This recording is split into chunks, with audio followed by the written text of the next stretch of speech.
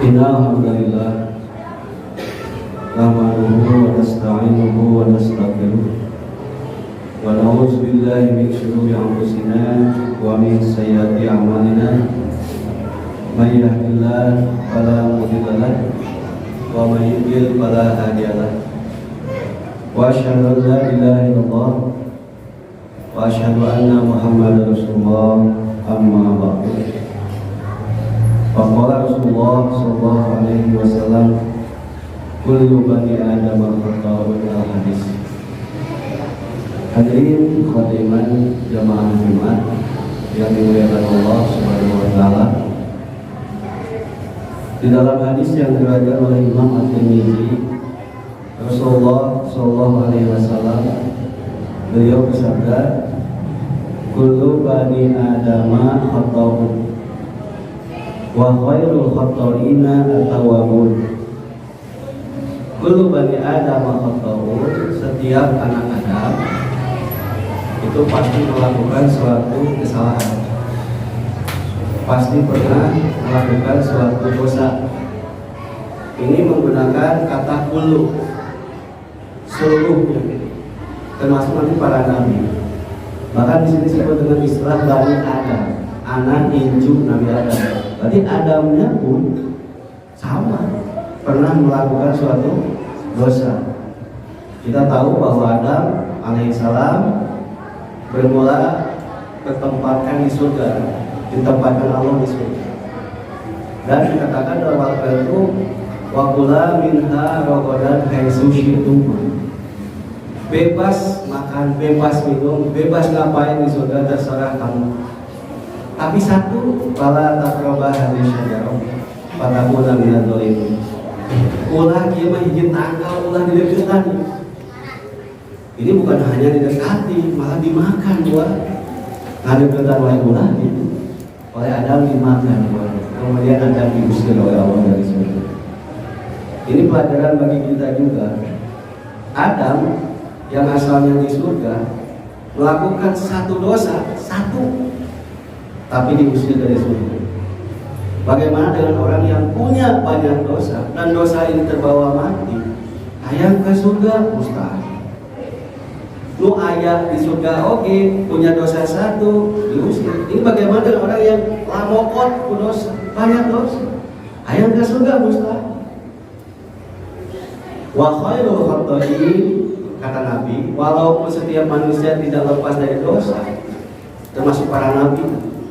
Nanti ada di hadis jelaskan apa saja dosa Nabi Ibrahim, dosa Nabi Musa. Tetapi wa khairul khata'in, tidak masalah selama dia itu at-tawwabun. Sebaik-baik orang yang melakukan dosa itu adalah bertaubat, itu kata kunci. Tetapi ada tambahan penjelasan bahwa ternyata ada satu dari seluruh manusia, dari miliaran manusia ada satu etaman digubrak lahir ke alam dunia sampai ke meninggal dunia tidak punya dosa setitik pun, tidak punya dosa sedikit pun. Siapakah beliau? Beliau adalah Nabi Muhammad SAW. Digubrak lahir ke alam dunia sampai ke maut tidak ada dosa. Hanya Nabi Muhammad saja. Oleh karena itu dalam hadis dikatakan hanya satu-satunya yang bisa memberi syafaat. Memberi syafaatnya, lamun dosanya sedikit, amal solehnya banyak, dibantuan. Kayak gitu mah dosanya banyak, amal solehnya sedikit, mau bisa syafaat gitu. Iman kurang, lamun iman kurang hiji lah gitu, atau seimbang. Amal solehnya dengan dosanya seimbang. Mana ke surga mau dengan agama? Maka di situ ada syafaat. Nah gitu bisa etik karena amal soleh. Itu kemudian masuk surga. Hanya satu-satunya Nabi Muhammad. Makanya Nabi lain tidak sanggup dimintakan syafaat oleh jutaan manusia. Datang ke Nabi Isa dia sanggup, jika bisa. Datang ke Nabi Ibrahim sama, dia sanggup. Kan Nabi Muhammad. Makanya nanti kalau disebut nama Muhammad, Nabi, dimanapun, kapanpun, maka otomatis kita harus mengucapkan Sallallahu Alaihi Wasallam dimanapun, kapanpun. Kenapa? Barang siapa yang mengucapkan sholawat kepada Nabi, maka halak lahu syafaati yaumil qiyamah. halal baginya syafaat kepada hari kiamat. Hadirin jamaah Jumat yang dimuliakan Allah Subhanahu wa taala. Jadi kalau begitu Nabi Muhammad ke surga karena tidak punya dosa. Sedangkan kita dan manusia yang lain kalau mau masuk surga bukan karena tidak punya dosa, tetapi dosa itu diampuni karena kita bertobat sebelum mati. Dan kita tidak tahu kapan kita mati. Dari pengalaman kita sehari-hari yang kita alami, yang kita lihat, yang kita dengar, tidak selalu mati itu nunggu tua. Saya lihat di masjid itu ataupun di madrasah, di pengajian-pengajian, nungarana aki-aki mah aki-aki. Terus aki-aki. Loba nu mau terdak moral, eta suka kabutan di jalan ada aki-aki budak moral. Usok tawuran aki-aki tawuran. Jadi yang dekat dengan kematian itu siapa? Itu orang muda. Makanya jangan nunggu tua. Bisa jadi tua tidak datang. Kamu mau canggah bersih dengan dosa. Dosa sekecil apapun bila tidak diampuni maka neraka bagian. Bagi umat Islam neraka adalah mencuci dosa-dosa. Tapi bagi orang kafir neraka adalah khalidina fiha abadi. Orang kafir masuk neraka tidak akan pernah keluar. Orang Islam saku maha dosa Allah, jinah kerek lain hanya mabok naon judi. Kalau dia punya la ilaha illallah di neraka entah sabaraha triliun tahun lah gitu, tetapi tidak akan khalidina fiha abada. Pasti bakal ke surga entah kapan. Karena ada la ilaha illallah, walaupun la ilaha illallah itu teramat sangat kecil, teramat sangat lemah sampai tidak bisa mendorong jadi amal soleh. Seumur-umur ada dosa, kan masih seumur-umur can pernah. Tapi eta aya la ilaha, saeutik la ilaha illallah bakal ke surga. Tetapi ini yang tidak kita harapkan. Sebab surga bagi mereka adalah surga yang paling bawah. Yang di keningnya itu tertulis Jahannamiyun, mantan penghuni neraka, preman pensiun menurut. Kita ingin tentu saja masuk surga itu tanpa hisab. Kita ingin masuk surga itu surga Firdaus, baca kayak gitu. Lamun ngadoa wa iza sa'altumullah, kamu berdoa kepada Allah, pas alul Firdaus, omat dina doa teh minta surga Firdaus. Eta mah cita-cita tertinggi. Apa? Surga Firdaus.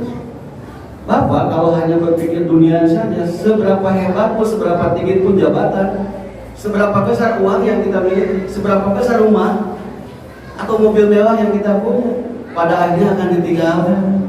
Anggap bawa kan. Oleh karena itu tujuan akhir kita tiada lain adalah al-jannah, surga.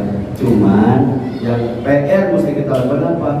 Beberes, bebersih tina dosa, jangan sampai mati membawa dosa. Itu yang dimaksud kata Allah dalam Al-Quran, wala tamutunna illa wa antum muslimun. Jangan sekali-kali kamu mati kecuali dalam keadaan muslim, bersih tina dosa. Hari yang dimuliakan Allah Subhanahu wa taala, dosa itu di dalam bahasa Arab disebut zanbun. Ari zanbun teh secara lugu bahasa artinya buntut atau ekor. Kenapa dosa disebut zanbun? Karena biasanya kalau orang melakukan dosa, sok aya buntut. Kalau orang mabuk, apakah cukup dengan mabuk saja? Terus dengan marah dia akan ngacapruk kemana-mana, ngomong kemana-mana, gibah, ngomong gembak, bahkan berani memperkosa, berani menculik, bahkan berani membunuh. Jadi satu dosa ngarempet ke dosa yang lain. Apakah kalau berzina seseorang kemudian tewas? Kalau hukum Islam tidak ditegakkan, karena di Indonesia tidak berlaku ya hukum Islam, ini melamun gitu. Ngalamun dulu ya. Hukum Islam ditegakkan, kan beres di akhirat bebas. Tapi yang zina justru dinikahi. Apakah beres sampai di situ kalau dia tidak bertobat? Sebagaimana dulu bapak moyangnya Adam bertobat, Rabbana dolarna pusana yang takbiran dolar. Ingat, zina itu adalah hutang. Kalau orang tuanya belum pernah bertobat dari dosa zina, tidak merasa menyesal dari zina, ayah di antara anak ibu anu mengulangi dosa. Punya anak 2, 3 atau 4 atau 5, ayah selesai di nujina. Artinya apa? Itu yang disebut oleh Nabi az-zina dari ari-zina teh dosa. Jadi dosa disebutkan dana sok ngaremeh. Oleh karena itu, maka karena rumusnya tidak ada manusia yang tidak berdosa, oleh karena itu maka cepat-cepatlah bertobat. Kenapa? Karena Allah itu Ghafurur Rahim. Ghafurur Rahim. Ghafurur Dzunub. Allah itu Maha mengampuni dosa.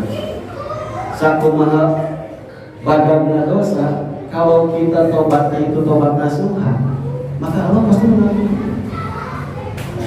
Bagi Allah tidak ada istilah besar kecil. Yang Allah yang kurang, ya dosa gede, dosa kecil. Yang Allah menilai kalau sudah bertobat menyesal tidak akan mengulangi lagi, maka Allah ampuni. Karena Allah itu Ghafurur Rahim, Maha Pengampun. Asal udah ngetek tobat. Tapi kalau dosa itu dianggap enteng karena dosa kecil, diulangi tiap hari terus, ya akan jadi gede. Dan nerakanya ya sama panas. Tidak ada neraka menghangat kubur. Karena dosa kecil nerakanya angat-angat hubungan tetap hebat. Jadi supaya ada perimbangan di dalam pikiran dan jiwa kita, memang di satu sisi Allah itu Maha Pengampun terhadap dosa, tapi kan ada sisi lain. Jika manusia tidak bertobat, harap diingat ada sifat lain selain Ghafurur Rahim. Apa? Syadidul Iqab. Allah teh Maha keras siksanya. Maha keras siksanya.